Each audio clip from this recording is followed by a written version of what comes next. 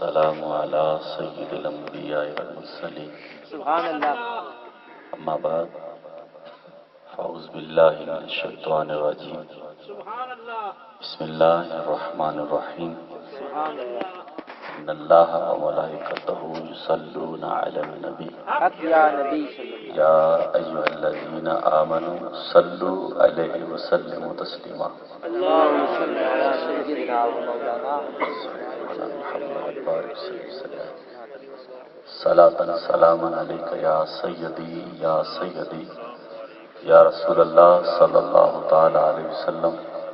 محبت سے پڑھیے الصلاۃ والسلام علیک یا سیدی یا رسول اللہ وعلی آلک واصحابک یا سیدی یا حبیب اللہ.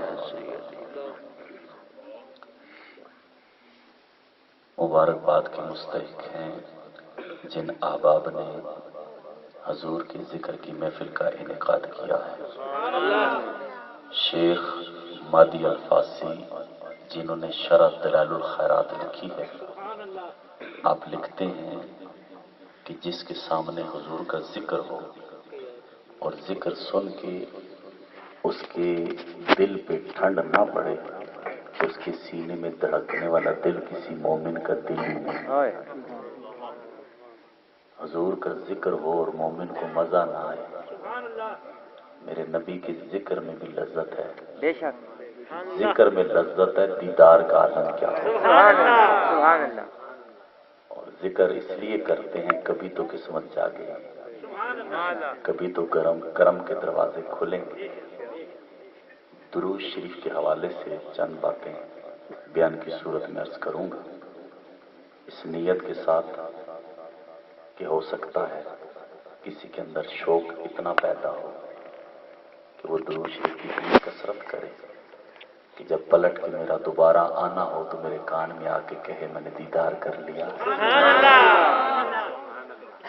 بہت سے چہرے میرے جانے پہچانے ہو گئے ہیں، اتنی بار آیا ہوں کہ چہرے پہچاننے لگا ہوں. یہ آپ کی محبت ہے اور یہ بھی کہنا اچھا لگے گا کہ آپ کے یہاں خلوص کی وجہ سے میں نے بھی بہت کچھ پایا ہے.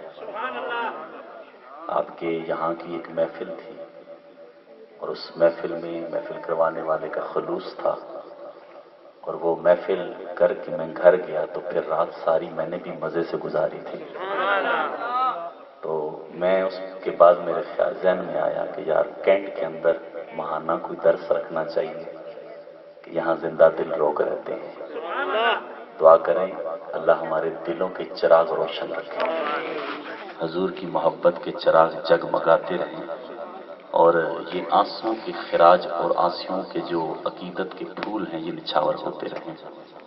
اللہ رب العزت قرآن میں ارشاد فرماتا ہے ان اللہ و ملائکتہ یصلون علی النبی، اللہ اور اس کے فرشتے درود بھیجتے ہیں اس غیب بتانے والے نبی پر. سبحان اللہ.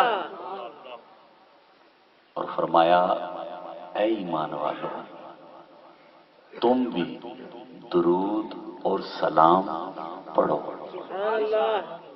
یہاں بڑے مزے کی بات آپ کو سناؤں، کوشش کروں گا مشکل بات نہ کروں جو آپ کی سمجھ میں نہ آئے، آسان کر کے کروں گا. فرمایا یا ایھا الذین آمنوا صلوا علیہ وسلموا تسلیما. یہ جو تسلیمہ ہے یہ تاکید ہے. تاکید کسے کہتے ہیں؟ مثال کے طور پہ ہم کسی کو کہتے ہیں یہ کام کریں، کام کہتے ہیں، یہ کہتے ہیں لازمی کریں، ضرور کریں، یہ تاکید ہے.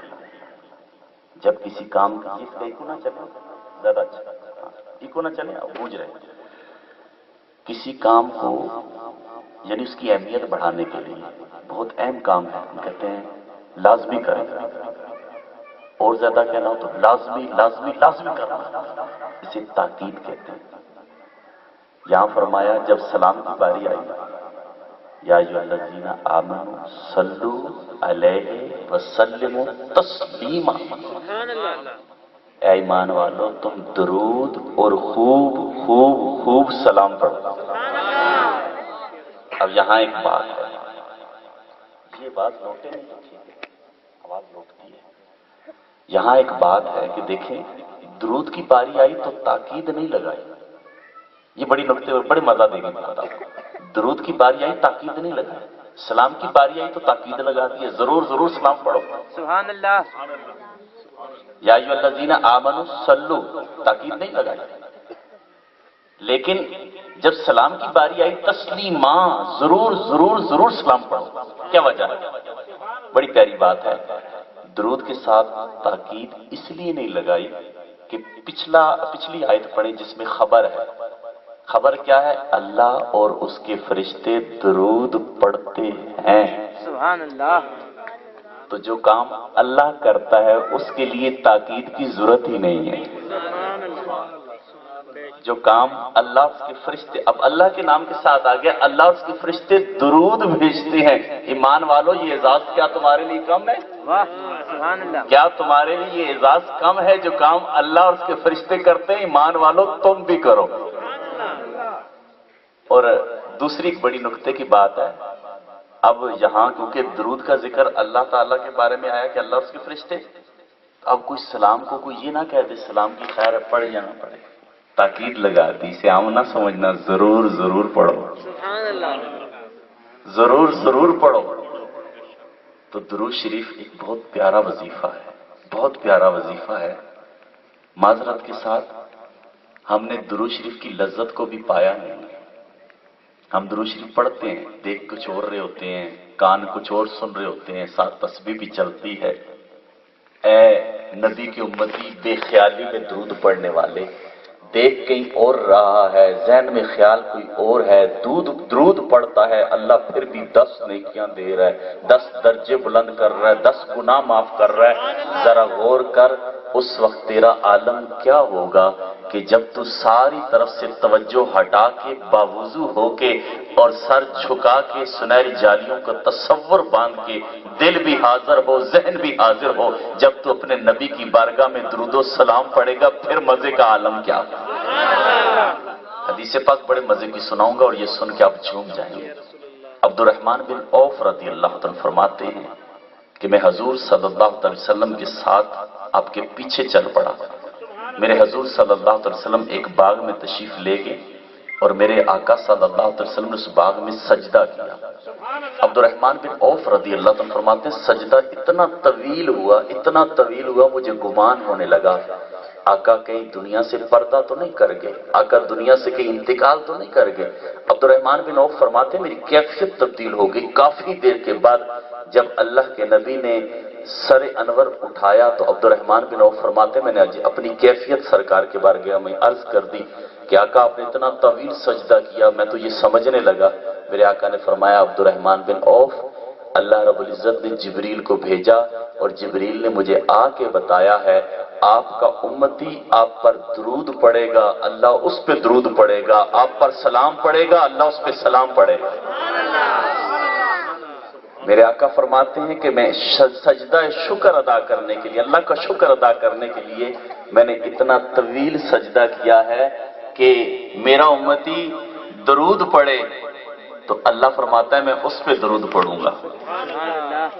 اے بندے تو ساری زندگی عبادت کر اور زندگی میں ایک دفعہ تیرا رب تجھ پہ سلام بھیج دے،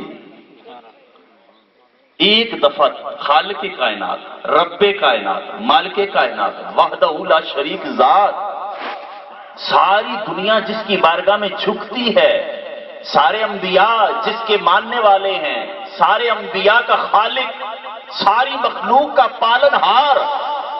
اے بندے اپنی قسمت پہ ناز کر، تیری قسمت کتنی اعلیٰ ہے کہ تو نبی پہ سلام بھیجے، تیرا رب تجھ پہ سلام بھیج رہا. ایک دفعہ تو اس کیفیت سے درود تو پڑھ، ایک دفعہ تیرا مزاج ایسا تو بن جائے کہ جب تو درود پڑھنے لگے تیرے جسم پہ وجد طاری ہو جائے، تیرے جسم پہ کپکپی طاری ہو جائے، کوئی کہے تیری حالت کیسی ہے، کہا میرا رب مجھ پہ سلام بھیج رہا. سبحان اللہ.